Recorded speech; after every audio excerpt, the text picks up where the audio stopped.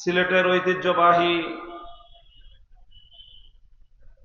কোরআনে কারীমের খেদমত প্রতিষ্ঠান খাদিমুল কোরআন পরিষদ সিলেট এর উদ্যোগে আয়োজিত ৩১তম আজিমুশান সালানা তাফসীরুল কোরআন মহাসম্মেলনের সমাপ্তি দিবসের শেষ লগনে আল্লাহ পাক আমাদেরকে সমবেত থাকার তৌফিক দিয়েছেন।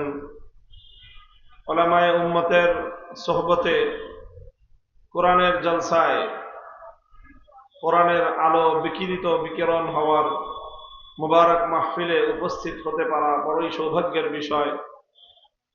আল্লাহর শুকর ও গুজারি আদায় করি আলহামদুলিল্লাহ।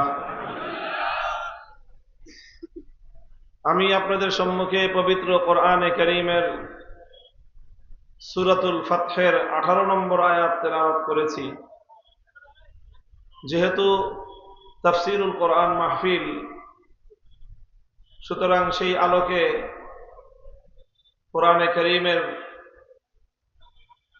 আমার তেলাওয়াতকৃত আয়াতের কিছু আলোচনা, কিছু ব্যাখ্যা, কিছু তাফসীর যেন প্রসঙ্গক্রমে আসে এবং সেই আলোকে বর্তমান সময়ে আমাদের জন্য পবিত্র কোরআনের হেদায়াত এবং কোরআনের নির্দেশনা কি হতে পারে সেই জাতীয় কিছু পর্যালোচনা আমি আপনাদের সম্মুখে আপনাদের একজন দ্বীনী ভাই, কোরআনে কারীমের একজন শিক্ষার্থী হিসেবে উপস্থাপন করার চেষ্টা করব। দোয়া চাই আল্লাহ পাক রব্বুল আলামিন যেন আমার জুবান দিয়ে প্রয়োজনীয় কথাগুলো বের করে দেন।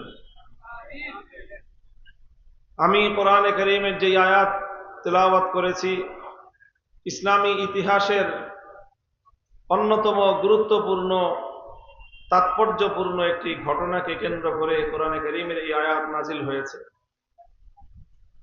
আমরা স্বাভাবিকভাবে পরিভাষায় যেটাকে বলি শানে নুজুল, শানু নুজুলিল আয়াত, কোরআনের আয়াত অবতীর্ণ হওয়ার যে প্রেক্ষাপট,